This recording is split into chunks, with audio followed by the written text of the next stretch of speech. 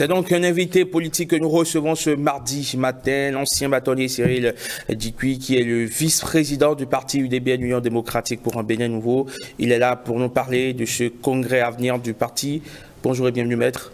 Bonjour, monsieur Eman. Comment allez-vous? C'est bien. Mais c'est un plaisir de vous avoir sur le plateau, espérant que vous irez très bien à l'issue de ce plateau. C'est un plaisir partagé. Alors, le parti Union démocratique pour un Bénin nouveau organise un congrès extraordinaire le 16 décembre prochain. Dites-nous tout sur ce congrès à venir. Et oui, comme vous l'avez dit, l'UDBN organise un congrès extraordinaire. Un congrès extraordinaire qui fait suite à un congrès ordinaire au cours duquel nous avons fait le bilan. Nous avons cherché à connaître les causes des résultats obtenus aux dernières élections législatives. Nous avons pris des résolutions, nous sommes armés et nous voulons rebondir. Nous voulons partir sur de nouvelles bases. Il y a des décisions importantes qui ne peuvent pas être prises au cours d'un congrès ordinaire, des décisions qui touchent à la vie du parti. Et voilà pourquoi le congrès ordinaire a décidé de tenir un congrès extraordinaire pour prendre ces décisions importantes pour la vie du parti. Est-ce que les raisons qui ont pu vous donner ces résultats aux dernières élections sont différentes des raisons qui ont favorisé les résultats des élections précédentes? Je veux parler des communales, je veux parler de la présidentielle à laquelle vous n'avez pas pris part officiellement. Est-ce que les raisons sont les mêmes? Je ne saurais le dire. Vous savez, nous sommes dans un système partisan et le code électoral est là. Il y a eu beaucoup d'obstacles. Vous savez, nous venions de sortir d'un divorce avec le BR et en très peu de temps, on s'est organisé pour participer aux élections. C'était déjà un exploit. Nous avons quand même cru à notre chance, nous avons pensé que nous aurions quand même pu engager des voix, ce qui n'a pas été obtenu. Donc, en point de mire, nous avons le système partisan qui ne nous a pas du tout favorisé parce que pouvoir réunir 10% des électeurs, ce n'est pas chose facile. Voilà quelques raisons. Et puis, il y a surtout notre départ du BBR qui a fait qu'on n'a pas pu atteindre le résultat escompté. Dans l'opinion, beaucoup se demandent est-ce que l'UDBN va pouvoir tenir encore longtemps? Est-ce que beaucoup de questions qui reviennent quand même dans l'opinion. Mais chez vous-même, quel est l'état d'esprit? Est-ce que vous comptez vraiment continuer? L'UDBN, plus que jamais, continuera résolument à se battre, à animer la vie politique du Bénin. Voyez tout ce que nous avons reçu comme coup, et pourtant nous sommes là debout. Après ce congrès, vous allez constater que l'UDBN, c'est un renouveau. À l'UDBN, c'est un nouveau départ. L'UDBN, les militants de l'UDBN sont plus que jamais aguerris pour affronter les combats à venir. Est-ce qu'il y a de fortes chances qu'il y ait des résolutions, je vais dire, qui engagent fortement l'avenir du parti à ce congrès extraordinaire? Bien sûr. Est-ce que le parti va continuer par rester dans la majorité présidentielle? Nous avons participé à l'événement du chef de l'État Talon au pouvoir. Et nous ne sommes pas déçus de la gestion du pays. Il n'y a pas de raison qu'on se détourne de lui. On ne peut pas fabriquer quelque chose et puis la jeter par la suite. Il m'est arrivé de faire des comparaisons. Le chef de l'État est un champion, toutes catégories confondues. Il m'a plu un jour de faire une comparaison avec la Chine. En 1960, nous étions au même niveau de développement. Si ce que le chef de l'État a fait en 5 ans, en 7 ans, ses prédécesseurs avaient fait la même chose, je crois que le Bénin, s'il n'était pas au niveau de la Chine, n'en serait pas loin.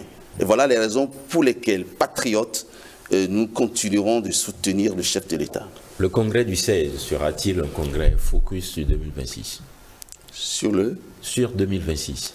Oui, bien sûr, puisque nous avons fait le bilan, nous avons cherché à connaître les causes de nos échecs et nous nous préparons pour 2026.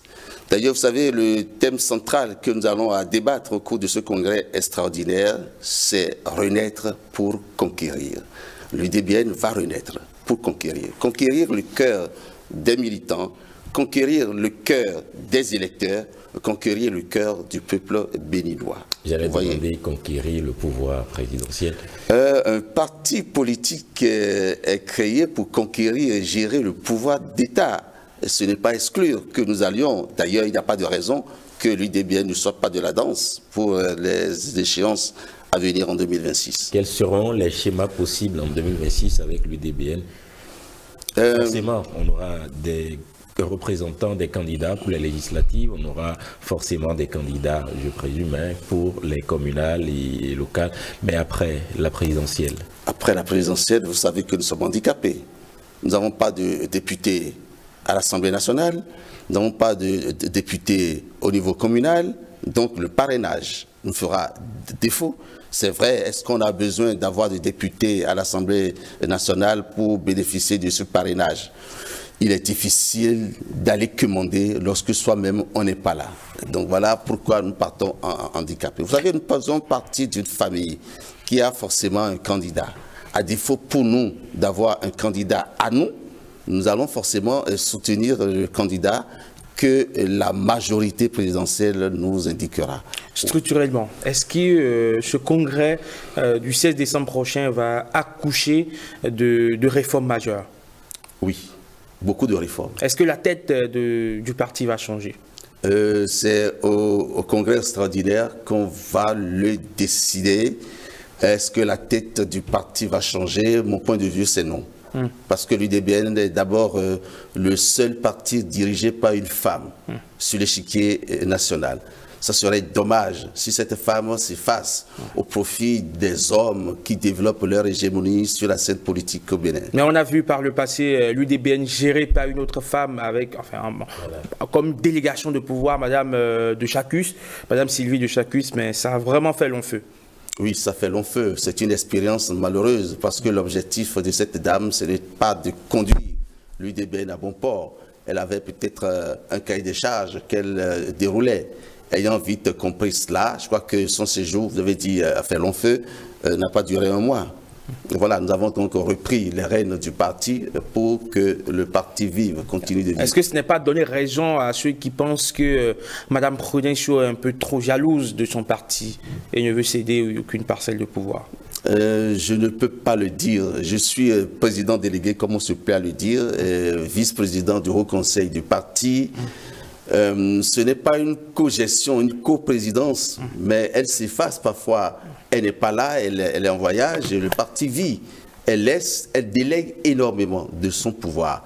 Nous sommes jaloux de savoir que c'est une femme quand même qui dirige le parti politique. Voilà pourquoi elle est là. Elle ne s'accroche à rien du tout, la preuve. Elle a eu à laisser le parti pour faire une autre expérience. Bon, vite, elle est revenue à la maison. Elle n'est pas accrochée au parti. Elle a un objectif, le développement de la femme, la promotion de la femme. Elle s'y adonne assez bien. On a l'impression que, comparativement aux autres partis de la majorité présidentielle qui occupent l'espace civique, qui occupent l'espace politique, l'UDBN semble un peu en retrait, sinon semble un peu être à la marge. Comment est-ce que vous comptez justement remettre le parti sur les bons rails? Est-ce que nous sommes véritablement en marge? Après les élections, on s'est retrouvés pour faire le bilan, pour déterminer les causes du résultat que nous avons obtenu, et prendre des résolutions et aller de l'avant. Et on n'est pas véritablement absent. Vous savez, avec la crise du Niger, l'UDBN a donné de la voix à travers sa présidente. Nous avons donné notre point de vue. Nous avons estimé quand même que le Niger, on n'a pas besoin de régler la crise du Niger par la force, et que le dialogue, la diplomatie peut être ébranlé. Cela a été dit, beaucoup de partis ne l'ont pas fait, l'UDBN l'a fait, donc on n'est pas éteint, nous sommes encore là, vifs. À moins de 4 jours de ce congrès, pour un congrès sérieux d'ailleurs, l'ordre du jour, le projet d'ordre du jour doit être connu, n'est-ce pas? Vous êtes d'accord? Oui. Alors, il n'est pas au programme une restructuration? C'est le congrès extraordinaire qui va le définir. Il y a des restructurations profondes, il y a des restructurations majeures. Est-ce que vous pouvez nous donner une exclusivité sur le plateau? Je n'ose pas le dire, je ne veux pas dévancer le Congrès, je ne suis qu'un élément, donc c'est le Congrès qui décide. Je ne veux pas manquer de respect aux militants de l'UDBN pour dévoiler ce qu'ils sont appelés à décider. Donc je vous prie de prendre un peu de patience, samedi n'est pas loin. Mais vous-même, quel est le diagnostic que vous avez posé en ce qui concerne l'UDBN aujourd'hui? Qu'est-ce qui vous manque pour vraiment impacter la scène politique? Un peu le nerf de la guerre. De l'argent. De l'argent. Vous savez, nous animons comme les autres partis la vie politique. Il n'y a pas de raison que certains partis, comme nous, en bénéficient et nous, non. Vous voyez même que l'un des sous-thèmes, c'est quel financement pour un parti politique. Alors nous avons, au cours du dialogue politique, suggéré que certains partis qui n'avaient pas de députés à l'Assemblée nationale, qui n'avaient pas de maire dans les communes, bénéficient tout au moins d'un forfait, même si ce n'est pas la hauteur des partis qui sont représentés, comme un départ pour encourager ces partis de faire quand même cette œuvre nationale. On n'a pas été suivis. Ben, nous vivons, nous autres, nous comptons sur nos propres moyens, comme le disait au temps de la Révolution. Donc c'est nos propres forces, c'est sur nos propres forces que nous comptons pour être à ce niveau. Et nous continuerons de nous battre. Le congrès doit durer combien de jours? Le congrès va durer, le congrès est en préparatif depuis fort longtemps. Le caractère officiel, ostensile, va durer une journée, toute la journée de samedi. Le dimanche, nous allons faire une caravane à travers Cotonou et Abomey-Calavi pour communier avec le peuple, pour communier avec les électeurs, pour montrer aux électeurs le nouveau visage de l'UDBN, ce que devient l'UDBN. Dès dimanche, tout le monde sera informé. Est-ce que le nom UDBN va rester? Petit secret. Il se sursure quand même que cela pourrait appelé disparaître.